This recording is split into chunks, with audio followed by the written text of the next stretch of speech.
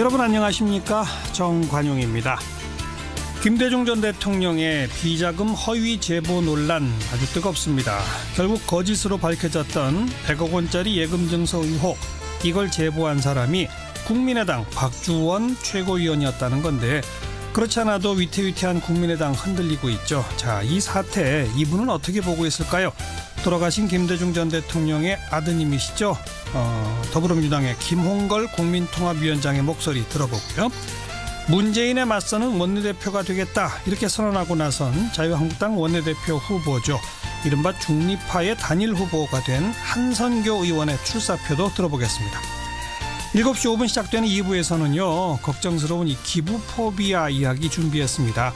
이영학 사건 등으로 연말 기부의 손길이 많이 줄어들고 있다고 합니다. 그 실태는 어떤지, 그리고 어떤 대책과 마음 씀씀이가 필요할지 연탄은행의 허기복 대표, 한국기부문화연구소의 BK 안 소장의 설명 함께 들어보시고요. 한 주간 언론 보도의 흐름을 전해드리는 김원경의 미디어 포커스까지 준비하겠습니다. 광고 듣고 출발하죠. 지난 2008년 당시 한나라당 주성영 의원이 제기했었던 김대중 전 대통령의 100억 원짜리 양도성 예금 증서 의혹. 네, 결국 이게 사실 무근으로 밝혀져서 그 주성영 의원은 벌금형까지 받았었죠. 그런데 그 의혹의 제보자가 현재 국민의당 박주원 최고위원이었다. 이게 경향신문 보도입니다. 그 후폭풍이 상당한데요.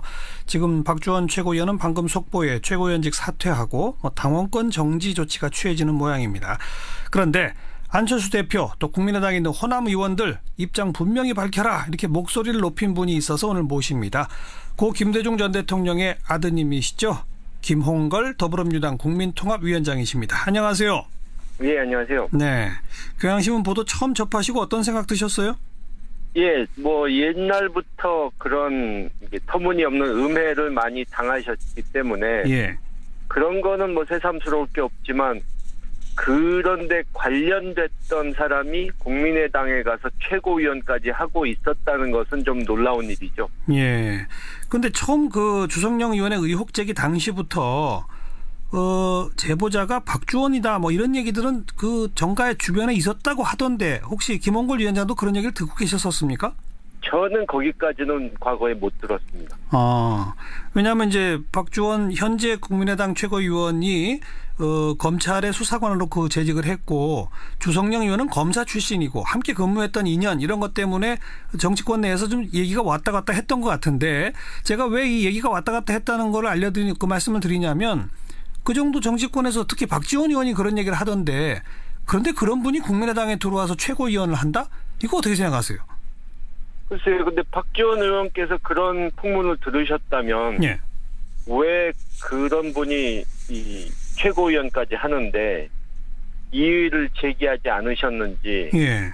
그건 좀 궁금하네요. 그러니까요. 제가 궁금해서 여쭤보는데 같이 궁금하시다 그러면 어떡합니까?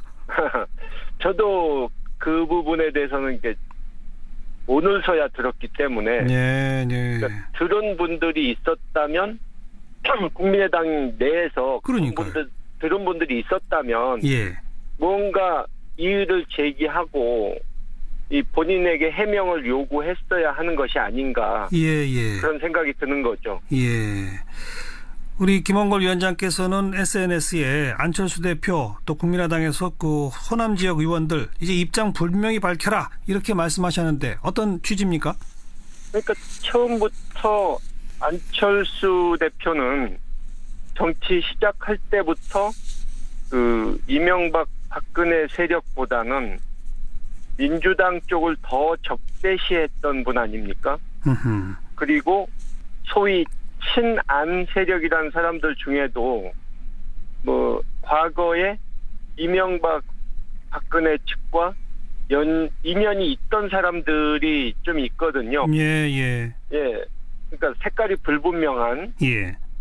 근데 그런 사람들과 호남 쪽 의원들과는 여러모로 정서가 맞지가 않음에도 불구하고 예.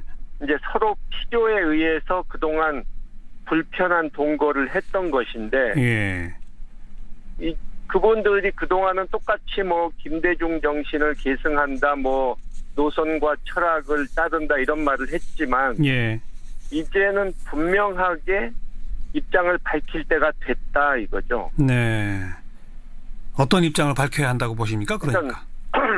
그동안에 내세웠던 것은 거짓이란 것이 이제 지금 계속 밝혀지고 있지 않습니까? 예. 그 안철수 대표만 해도 지난 연초부터 대선을 앞두고 계속 우클릭을 해가지고 뭐 바른정당과 통합하겠다고 적극 나서고 있고, 예. 바른정당과 통합이 되면 나중에는 뭐 보수 대연합 얘기까지도 나올 정도니까요. 예. 네. 그러니까 완전히 처음 정치를 시작했을 때와는 완전히 다른 방향으로 가고 있다는 거죠. 예.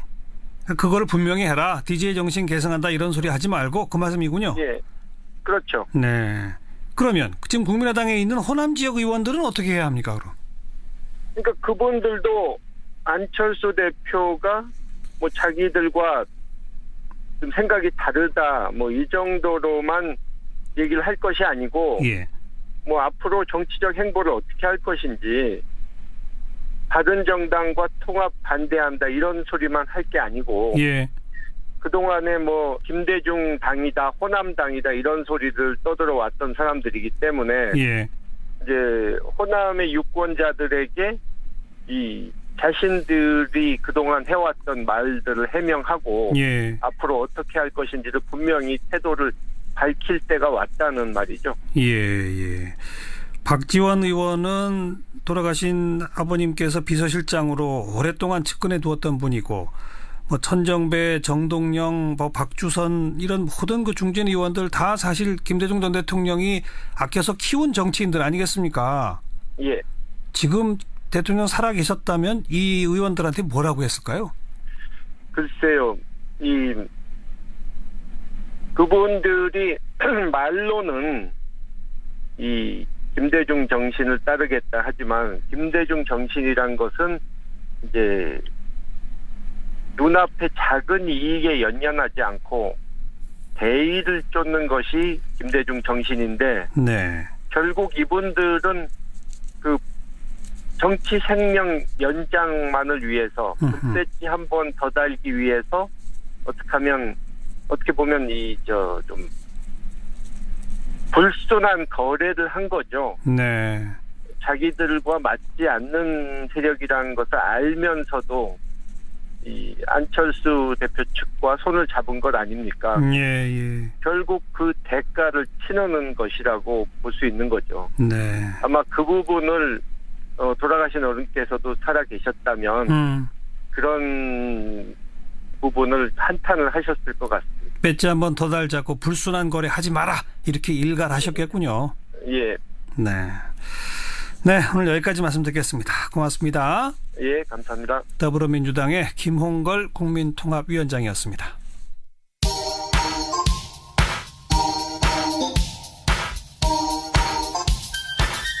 시사자키 정관용입니다. 여러분은 지금 CBS 라디오와 함께하고 계십니다. 저는 출근길 김현정의 뉴스쇼 김현정입니다. 4일 앞으로 다가온 자유한국당 원내대표 경선, 이른바 중립지대 후보들 세 분이 단일화 과정을 거쳐서 한손교 의원을 중립지대 단일 후보로 선출한 바 있죠. 오늘 그 출사표의 말씀을 듣겠습니다. 안녕하세요. 네, 안녕하십니까. 네. 먼저 출마의 변부터 한 말씀. 언제나 작년, 재작년 아니면 우리 전당대회 때도 후보들은 늘 첫 번째 얘기하는 것이, 저거 아니겠습니까? 개파 종식, 이런 얘기를 하고, 이번도 틀림없이 첫 번째 정신은 개파, 종식인데, 개파 갈등. 예. 이 중립지대 후보가 생기고 중립지대에 그런 개파 종식을 원하는 의원들의 숫자가 꽤 많습니다. 그분들에 의해서 원내대표가, 다시 얘기해서 제가 원내대표가 된다면 이번에는 어떻게든 한번 이뤄볼 수 있는 기회가 오지 않을까. 그래서 나가게 됐습니다. 진짜 개파 종식 하려고 나온다 이 말씀이군요. 제가 한번 해보고 싶습니다. 예. 그런데 김성태 의원 출사표를 던지고 저랑 인터뷰를 했는데 이 중립지대에서 단일화를 하는 거는 어떻게 보세요? 라고 물어보니까 그거는 탈박 세탁쇼 하는 거 아닙니까? 아니 사실 친박 말고는 비박 친박 말고는 뭐가 있습니까? 어디 중립지대가 있습니까? 이렇게 얘기하던데요. 네, 김성태 의원 다우신 말씀을 하셨네요. 네. 예. 이제 거기 그 말씀 안에는 한선교도 친박 아니냐 뭐 이렇게 얘기하는 거 그런 거죠. 아니겠습니까? 예. 그렇다면 제가 이렇게 말씀드리죠. 제가 박근혜 대표 시절에 17대 국회에서 박근혜 대표의 대변인을 2번을 했습니다. 예. 또 지금도 이 추운 겨울에 구치소 독방에서 외롭게 계신 박근혜 대통령의 그 처지가 가슴이 아픕니다. 예. 이렇다고 해서 제가 친박이라고 그러면은 전 분명히 친박입니다. 예. 하지만은 예. 박근혜 대표 혹은 박근혜 대통령 시절에 호가호의를 했다든지 홍준표 대표 말대로 어떤 뭐 고위직에 올랐다든지 했다면 그들을 친박이라 한다면 전 친박이 아닙니다. 예. 네. 즉 대통령 시절에 뭔가 이렇게 권력 핵심에 있었던 적이 없다. 그걸 뭐 탐하지도 않았고요. 네. 저는 그래서 내가 가끔 홍문종 선배한테도 그래요. 저 친박이에요 아니에요? 그러면 한영도 친박이지 그래요. 근데 왜 친박 모임에 나 한 번도 안 불러줬어요? 저 불러준 적이 없어요. 예. 그래서 난 이제 친박이 아닌가 보다 하는 것을 18대부터 느꼈습니다. 예. 지금 그 소위 친박으로 분류되는 홍문종, 유기준 두 후보가 또 있지 않습니까? 네. 이 두 후보는 친박 세력 내에서의 단일화 안 한답니까? 그 저한테 물어보시면 어떡해요? 그러면 그러니까 이 4일 앞인데 그러니까 4파전으로 그냥 일단 1차 투표까지 가는 겁니까? 어떻게 되는 겁니까? 오늘 아침에 초선들 초청으로 그 후보 토론회가 있었는데 예. 거기에 오늘 네 명이 같이 했습니다. 그래서 그냥 네 분이 끝까지 가는 거 아닌가 내가 쓱 물어봐도 아직 뭐 그렇게 단일화 계획이 없다고 그러는 것 같죠. 네. 그래요. 그러면 지금 이른바 김성태 후보는 친홍으로 홍준표계로 이제 분류가 되지 않습니까? 그래서 이 언론에서 그렇게 얘기합니다. 그러니까 구도를 그러면 친홍 대 반홍, 뭐 홍준표 대표의 사당화를 막자 이렇게 가려면 사실은 한성교 의원까지를 포함해서 유기준, 홍문종 세 후보가 다 단일화를 해도 시원치 않을 판인데 이 4파전으로 가면 어떻게 될까요? 그러니까는 이제 친박과 저와의 단일화 말씀을 하시는 것 같은데요. 예. 그러면 소위 저희를 지지해주고 계신 지금 중간에 계신 중립지대에 있는 의원들에 대한 예의도 아니고요. 예. 또 우리가 개파 종식하자는 그 중립 선언의 그 정신에도 맞지 않는다고 생각합니다. 예. 결국에는 범친박이 모여서 반홍의 세력을 구축했구나. 결국 도로 어떤 구도의 싸움이고 개파의 싸움으로 가는구나. 예. 그건 제가 원하는 것은 아니라서 예. 그러한 또 한 번의 단일화는 저는 현재로서는 그렇게 좋은 것 같지는 않습니다. 예. 1차 투표에서 무난히 과반을 얻을 자신 있으십니까? 어떠세요? 아니 그거 없습니다. 그저 2위를 하면 좋겠습니다. 2위 하면 그러면 뒤집을 수 있나요? 뭐 그렇게들 예상들은 하고 있습니다. 오히려 1위가 좀 불안한 거 아닌가. 예. 결선으로 가게 되면은. 예. 뭐 보통의 그 결선 투표라는 게 그러지 않습니까? 그래서 어떤 정당에는 결선 투표제를 하자 뭐 이런 주장을 할 때도 있었는데. 예. 아무튼 최선을 다해서. 예. 정말 아까 말씀드린 중립을 하게 된 그 정신을. 알겠습니다. 그래서 오늘 같이 중립 선언을 하고 우리 단일화를 했던 이주영 의원님께서 흔쾌히 하셨지만 제가 고생은 많이 했죠. 그 정책위 의장으로 런닝메이트. 네네. 런닝메이트 하셨죠. 중요한 저는 사건이라고 알겠습니다. 생각합니다. 예. 네. 지금 1등은 자신 없고 2등 했으면 좋겠다라는 게 일단 김성태 의원이 좀 세니까 과반에 미달하는 1등하고 한성규 의원이 2등하면 결국은 친박표가 한성규 의원한테 몰려갖고서 뒤집을 수 있다 이런 얘기인데 그건 결과적으로 또 범친박이 뭉치는 거 아닐까요? 그것은 저희들이 인위적으로 단일화를 해갖고 친박이랑 단일화를 해서 평가해 주십시오가 아니고요. 예. 그런 과정을 거치지 않고 1차 투표를 했는데 안 돼서 의원들 개개인이 네. 이거는 이쪽으로 이렇게 뭉쳐서 우리 표를 줘서 이쪽으로 가는 것이 훨씬 앞으로 당에 예. 앞날을 봐서 좋을 것이다. 그건 확실히 그 성격의 차이는 있습니다. 알겠습니다. 홍준표 대표가 다음 원내대표가 뽑히면 내가 원내 일에 직접 관여하겠다 이렇게 말했는데 이 발언 어떻게 보세요? 저는 그걸 오해하진 않습니다. 왜냐하면 또 정우택 대표와는 연령도 비슷하시고 홍 대표 말씀대로 본인이 당대표 되기 전에 원내대표도 되셨고 예. 서로 스타일이 안 맞으셔갖고 서로의 위치 이 범위를 존중해 줬다고 생각하는데 예. 그분이 얘기하는 관여하겠다는 여러 가지 충고도 하고 조언도 주고 협력도 하겠다는 뜻으로 받아들이지. 예. 과거 우리 권위주의 시대의 제왕적 총재 밑에 원내 총무격으로 생각하겠다. 예. 이거는 시대착오적인 발상이라 그분이 그 정도 생각하실 분은 아니라고 저는 기대하고 있습니다. 예. 만약 원내대표 되시면 바른정당과의 관계는 어떻게 해가실 겁니까?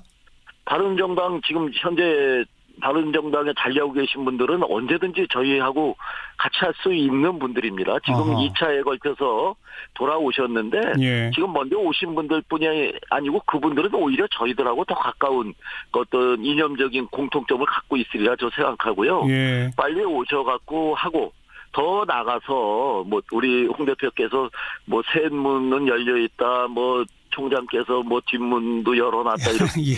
왜 뒷문으로 들어오고 셋문으로 들어옵니까? 대문 활짝 열어놓을 것이고 예. 또 담도 허물어서 우리 혹시 국민의당이 분할이 된다면은 우리 쪽 보수 중도 쪽에 있는 의원들은 또 안철수 의원도 저희와 함께하면은 참 멋진 선의 경쟁 속에서 알겠습니다. 다음 알겠습니다. 정권 네. 제 도움이 될 것 같습니다. 안철수 의원까지 대문 활짝 열고 받아들이겠다 이 말씀으로 듣죠. 고맙습니다. 멋지지 않습니까? 네. 고맙습니다. 네. 자유한국당 한성교 의원이었어요.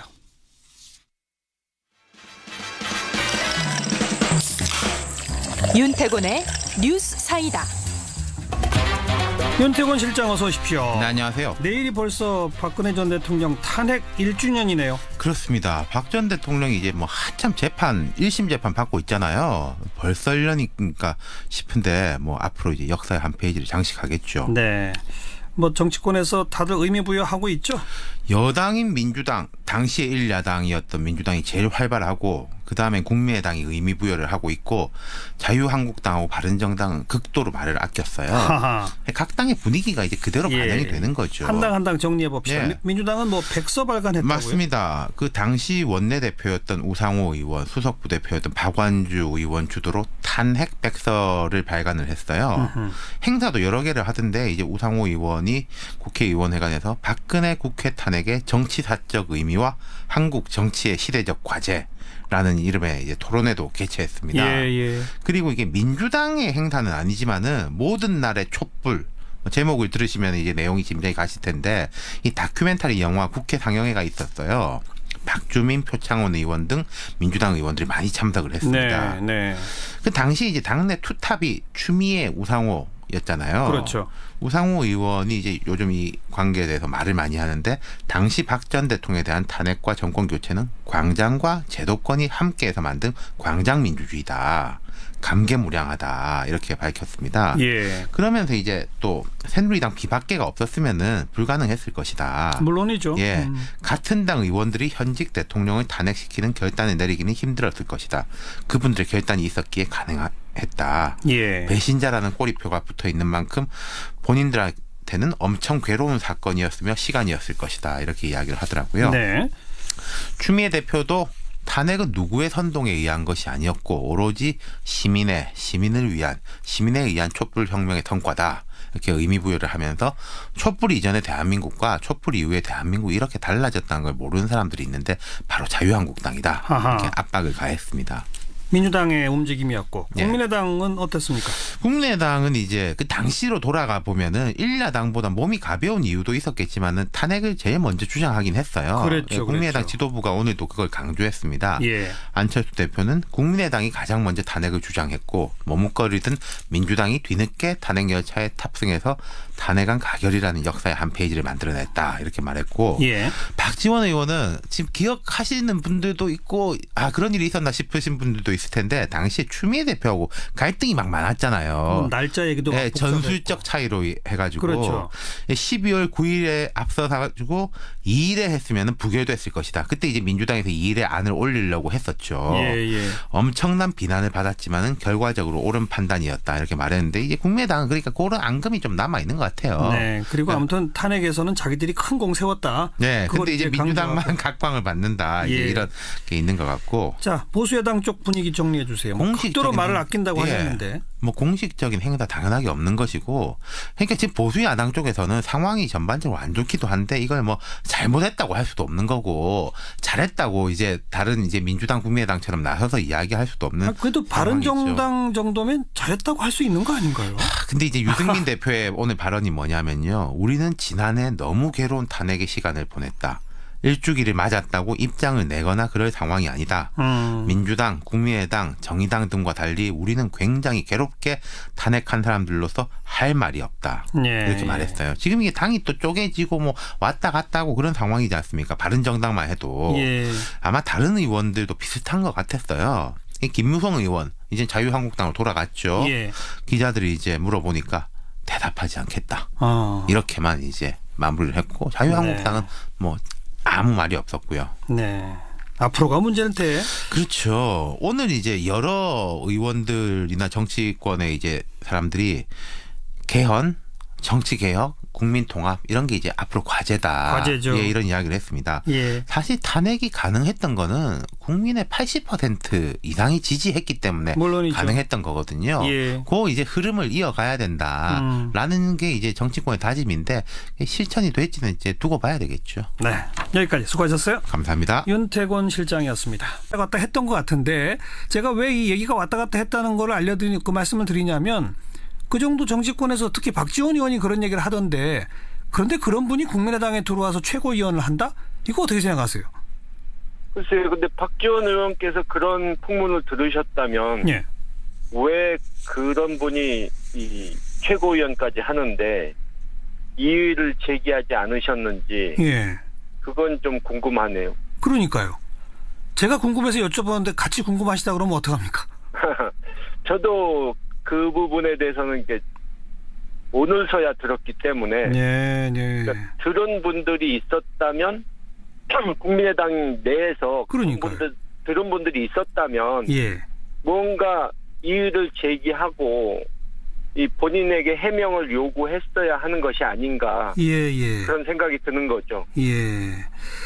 우리 김원걸 위원장께서는 SNS에 안철수 대표 또 국민의당에서 그 호남 지역 의원들 이제 입장 분명히 밝혀라 이렇게 말씀하셨는데 어떤 취지입니까? 그러니까 처음부터 안철수 대표는 정치 시작할 때부터 그 이명박 박근혜 세력보다는 민주당 쪽을 더 적대시했던 분 아닙니까? 그리고 소위 친안 세력이라는 사람들 중 여러분 안녕하십니까? 정관용입니다. 김대중 전 대통령의 비자금 허위 제보 논란 아주 뜨겁습니다. 결국 거짓으로 밝혀졌던 100억 원짜리 예금 증서 의혹, 이걸 제보한 사람이 국민의당 박주원 최고위원이었다는 건데 그렇지 않아도 위태위태한 국민의당 흔들리고 있죠. 자, 이 사태 이분은 어떻게 보고 있을까요? 돌아가신 김대중 전 대통령의 아드님이시죠. 더불어민주당의 김홍걸 국민통합위원장의 목소리 들어보고요. 문재인에 맞서는 원내대표가 되겠다 이렇게 선언하고 나선 자유한국당 원내대표 후보죠. 이른바 중립파의 단일 후보가 된 한선교 의원의 출사표도 들어보겠습니다. 7시 5분 시작되는 2부에서는요. 걱정스러운 이 기부포비아 이야기 준비했습니다. 이영학 사건 등으로 연말 기부의 손길이 많이 줄어들고 있다고 합니다. 그 실태는 어떤지 그리고 어떤 대책과 마음 씀씀이가 필요할지 연탄은행의 허기복 대표, 한국기부문화연구소의 BK 안 소장의 설명 함께 들어보시고요. 한 주간 언론 보도의 흐름을 전해드리는 김원경의 미디어 포커스까지 준비하겠습니다. 광고 듣고 출발하죠. 지난 2008년 당시 한나라당 주성영 의원이 제기했었던 김대중 전 대통령의 100억 원짜리 양도성 예금 증서 의혹. 네, 결국 이게 사실 무근으로 밝혀져서 그 주성영 의원은 벌금형까지 받았었죠.